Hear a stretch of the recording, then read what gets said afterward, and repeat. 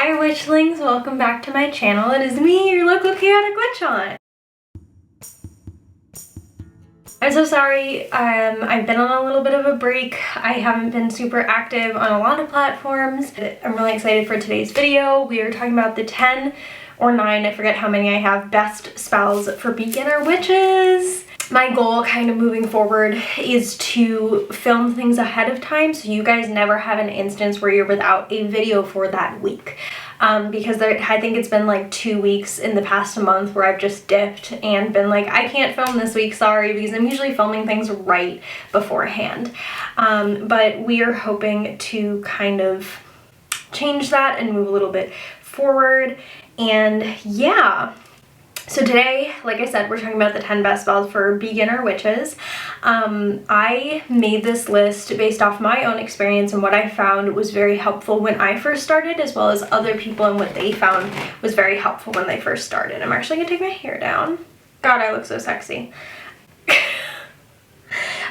So we're starting off with kind of, I'm going to give you the name of the spell, why I recommend the spell, and some ideas for how you could do this spell. And we have, I believe we have 9 here. And I think I may only give 8, but if you have an extra 2, please let me know. I know this is like the 10 best series, but I ran out of ideas.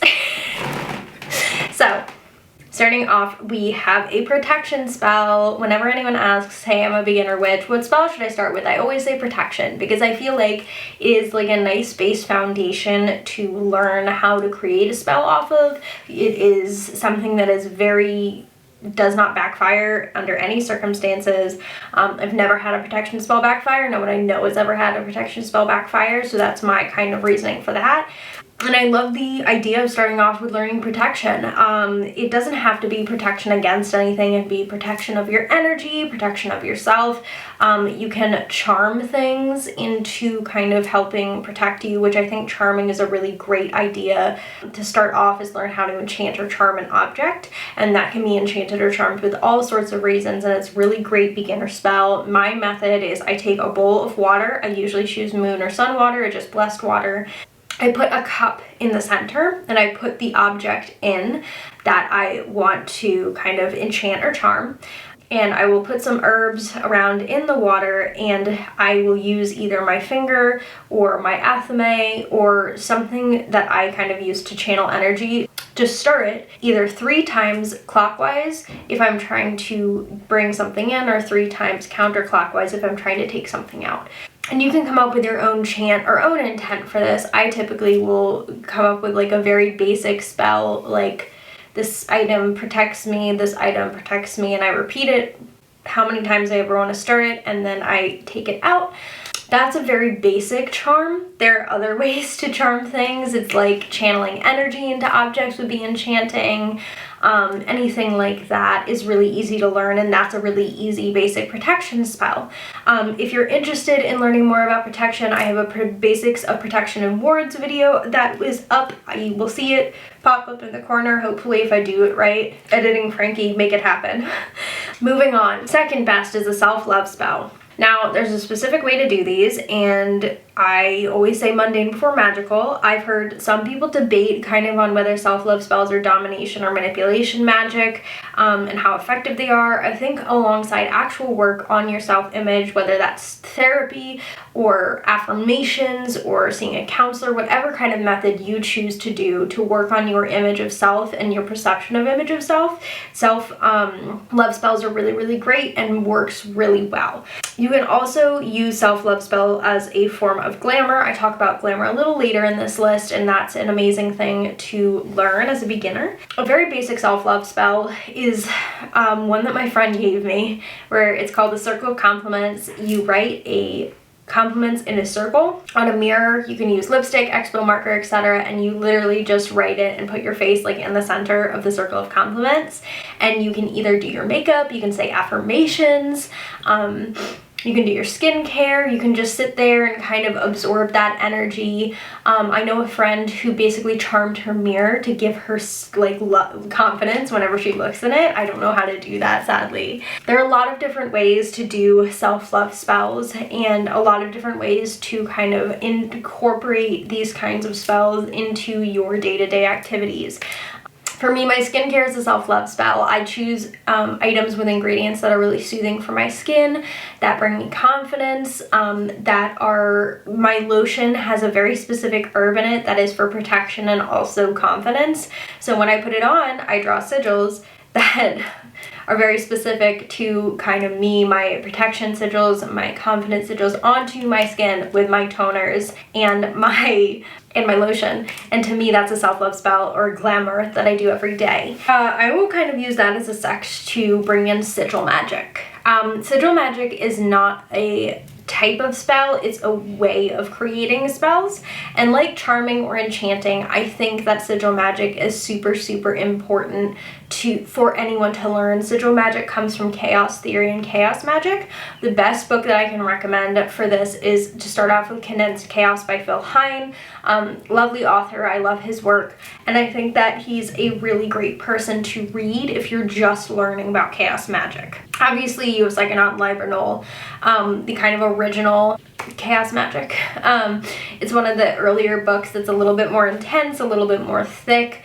Another book that I recommend is 6 Ways by Aidan Wachter, and the reason I really, really like this is because it approaches, like chaos magic does, a very technical, realistic approach, and in 6 Ways, it's a intersection between chaos magic and folk magic, which is kind of what I do.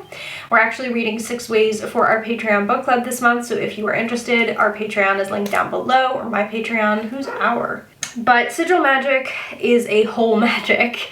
I would recommend also Laura Tempest Sackroff's Sigil Witchery to help you understand it. But a sigil can be used on their own or as part of another spell.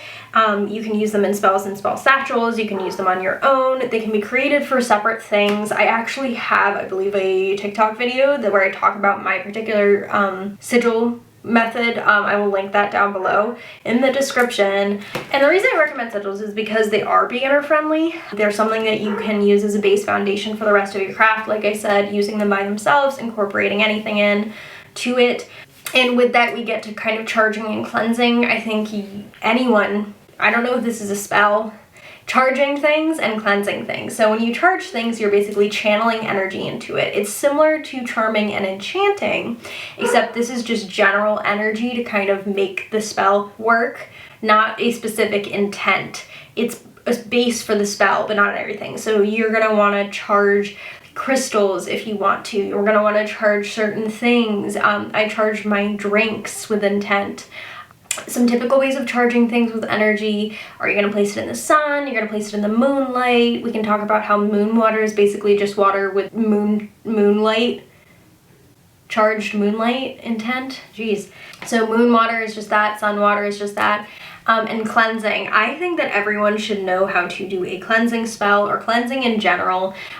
This is cleansing of yourself, cleansing of your space, cleansing of objects, anything that can collect stagnant, sticky energy. And my particular favorite method is smoke cleansing, which I can actually show you what I use to smoke cleanse. So this is my cleansing bundle of choice. This is rosemary. I also have a rue bundle, and I actually keep all my cleansing herb bundles in bowls of salt. The reason I keep it in bowls of salt is because it will absorb any negative energy. I use these for spells, basically to purify the specific space or anything that I need. It's almost like an extra layer of protection. And so you can see what you're going to do is you're going to light it. If you want to do yourself, you can do a little woo. If you want to do your space, you're going to want to go around the room. You can open a window. But this is my specific kind of method of choice. I also have bells that I use for sound cleansing.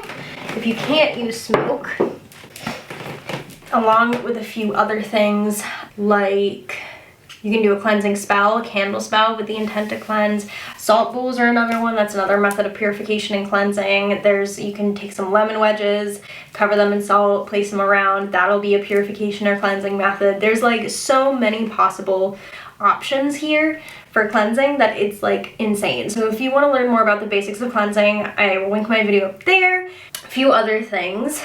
Banishing. Oh my god. I think every beginner witch should know how to banish an unfriendly entity. Genuinely, if you don't want something in your space, just banish it. Like if you don't want to have it around, banish it. If you are concerned about the entity itself, banish it. I think that that's just the best possible way to go through these things. And you can see more about banishing. I have a little basics of banishing and binding video that I'll link up there, but it's really just like I would use a black candle, I would use a spirit trap, which you can lay some fennel, mustard, or sunflower seeds on the bottom of it, place a candle in it. I put honey, usually I put honey in there as well. So mustard seeds are the traditional way. I like using fennel seeds because that's usually what I have on hand, but the idea is that the spirit will count the seeds. You place the candle in with the honey and the seeds, light the candle, and once the candle gets below the rim of the jar, you seal it and you've trapped a spirit. That's my go-to method for banishing because then you can remove it. If you want to banish just negative energy in general, I tend to go for a banishing bath because I usually feel like negative energy sticks to me pretty badly, so I will just target myself, my energy, not necessarily my space. If it's my space, I will cleanse, and then if I need to banish, I will. A very typical kind of banishing I would consider as a return to sender, when you're returning negative energy to whoever sent it to you. You can incorporate this into your protection magic, you can incorporate this into your day-to-day routines, and I definitely recommend it. And if you want me to make a whole video on return to senders, I will, because I'm very good at them. A few other things. I wrote down money spells, and this was a friend's suggestion, and I think money spells are good because it will automatically let you know if you've done the spell in a way that makes it work. It's good for practice. So, I mean, I wouldn't, you know, do a spell to get $1 million right off the bat. I would do a spell to say that you found like a $5 bill, or that money comes to you effortlessly and you get more money than usual, and then you watch and see if it works, and then you have a money spell that works whenever you're in need. I think that I have done limited money spells, but it's a really easy way to see if you have any blockages for your magic working, any blockages with your spells. I think it's a great way to experiment with creating spells and seeing if they're gonna work for you or not. Every witch should know grounding. This isn't really a spell. It could be. You could do a grounding spell. But I think every witch should know the limits of this dimension, the limits of this reality, the limits of them. And that's what grounding is about. It's staying very tethered to the physical realm despite how much we interact with the spiritual realm. I'm a medium. For me, it's really important. If you're interested in hearing me talk about mediumship, I just did a video that was a Q&A on this. But I think we really kind of look at grounding as like a way to bring ourselves back to the physical plane, but grounding is so much more than that. It's understanding our limits, the limits of our reality, the limits of our consciousness, and getting in touch with kind of, you know, the mundane. And within the mundane, you can find magical as well. Personally, I think the sacred and the mundane are one and the same, but that's just me. And yeah, that's everything I have, surprisingly. Like I said, we are reading 6 Ways by Eden Wachter for our book this month, and I'm really excited. This will be my second time reading it. If you want to learn more about the book club, see if it's something you're interested in, you can go below. You know where to find me: TikTok, Instagram, Twitter, YouTube. If you watched through this whole video, thank you so much. If you have any other spells, tips, tricks that you feel like beginner witches should know when coming to this channel, you know, leave a comment. Let me know. And yeah, thank you so much for watching this video. If you want to stay, subscribe, turn the bell on, you know, like the video, whatever you want to do, feel free to do it, but absolutely no pressure. Have a great rest of your day.